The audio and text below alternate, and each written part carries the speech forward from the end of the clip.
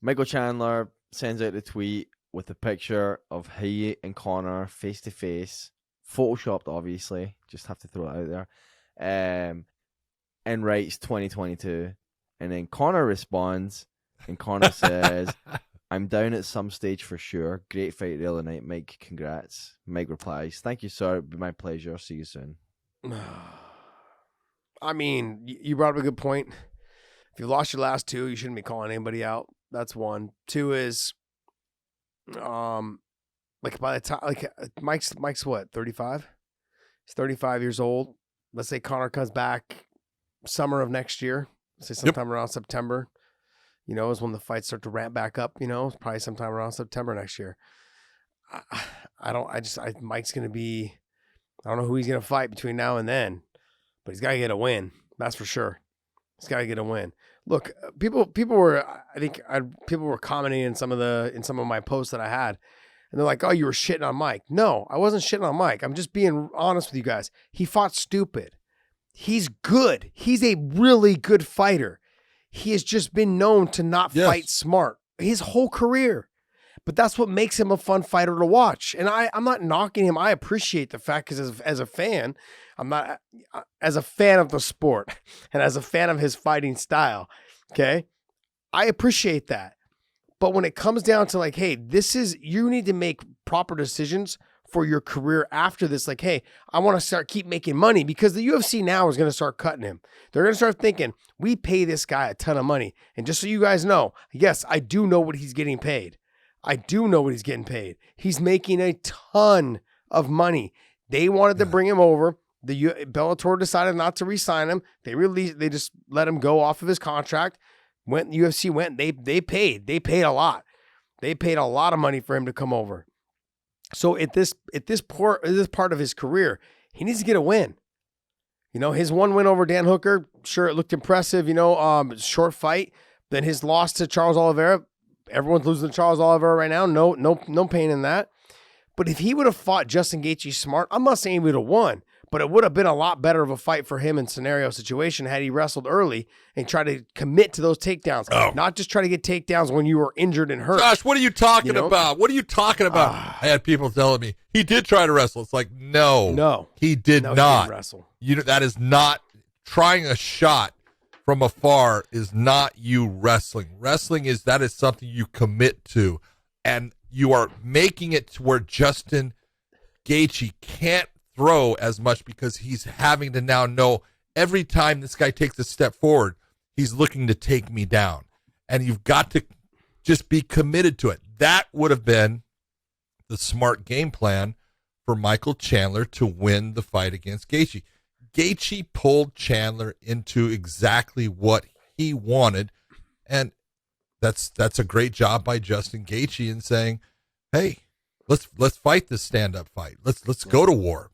The war is going to be won by the guy, that is used to that battle, and not that Mike cannot stand up and fight with someone, but when you have a skill set that is actually better than your opponent's, and you really don't go to it other than a couple times when you're in trouble."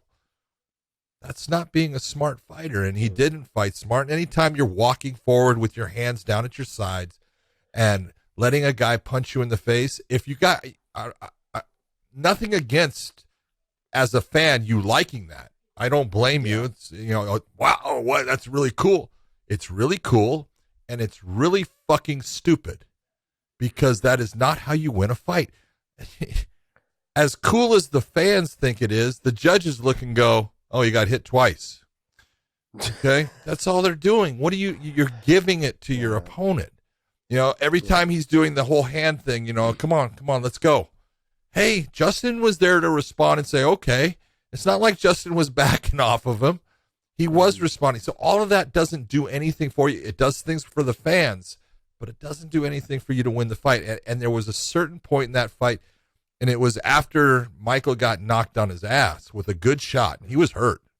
And got to his knees and then dove for that single leg as far as to keep himself safe, which was smart. That was a good move. And then you see his head come out the side and he's sticking his tongue out. It's like, you're not thinking about winning this fight. No. You're not. No, and there's been moments throughout my career where I was more entertained. I was trying to be more entertaining than I wasn't focused on winning. And if you go back, and I'll give you an example, you go back to because I had fucked up my hand and my thumb in the Benson fight. Yep. I think it was in the 4th round. I had his back.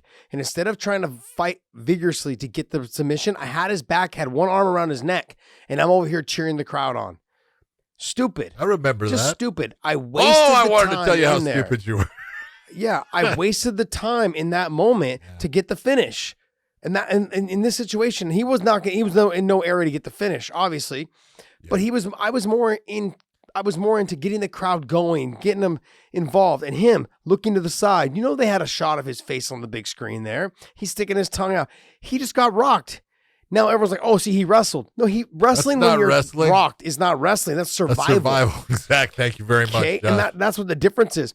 That kid can wrestle his ass off. If you guys go to watching some of the videos that he's posted, Kamaru Usman's posted when Usman was there at Stanford MMA, him and Usman had some great scrambles, some great goes, and him also wrestling with a bunch of other guys that were really good wrestlers as well. Watching them get after each other, him and Logan Storley, watching him wrestle, he is a phenomenal wrestler, and I think he's a way better wrestler than Justin Gaethje.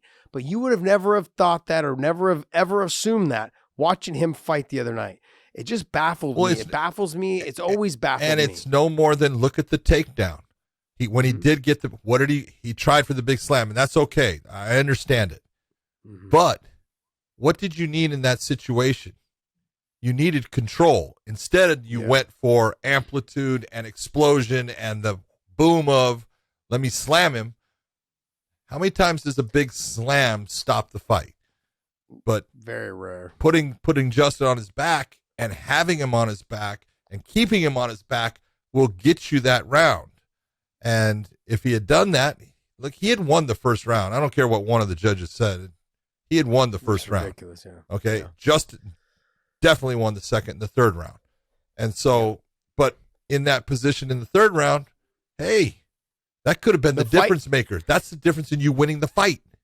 Exactly. Had he got the takedown and was able to posture up on him and do some work, and you never know, Justin Gaethje could have rolled up into a guillotine, and Michael Chandler's got one of the best arming guillotines and is really good on getting in the neck. Yep. So in that mixture, and you know that Gaethje, even though he was able to avoid a lot of submissions throughout his career, he's not the best grappler when it comes to jiu-jitsu. I mean, people out of his own camp say he never really trained jiu-jitsu. And we saw it when he fought Khabib. Now, I know it's Khabib, but we saw the transitions, the submissions, all those things were so easy for Khabib to get to. And I know it's Khabib, but Michael Chandler's nasty on the neck. And he could have, if he could have dominated the top position, I think he would have had a good chance. And going into that third round, the other two judges had it 29-28. So it was 28-28 going into the third round. That's right. So he could have won that fight. Yep. Almost knocked himself out with the amplitude slam, jumping him.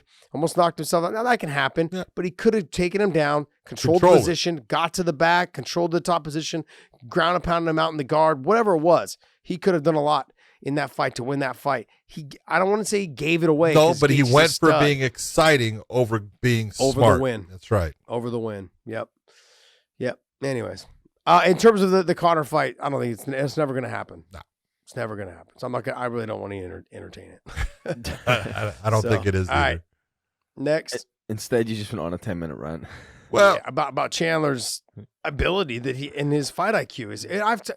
This is the reason why. I've said it to his face. This is the reason why. Let's talk about the Conor fight real quick. Michael Chandler is going to do exactly what he did with Justin Gaethje. He's not going to fight smart. He's not going to go in there to be Khabib and to take him down and to maul him on the ground. He's going to go in there to stand up and show how tough he is. And guess what the fuck's going to happen? Yeah. Conor's going to step back and break his ankle. No, it's got a rod in there. He's bionic now. Yeah. Doesn't have to worry about that. I don't think it's a fight that I just don't think. I mean, Chandler may lose again between now and then that fight's really gone. You know, if he doesn't lose again, he gets a win. You know, really got to see where he's at in the ranking system. You know, but he's coming off two losses. The UFC is 1-2. Yeah, not a good look.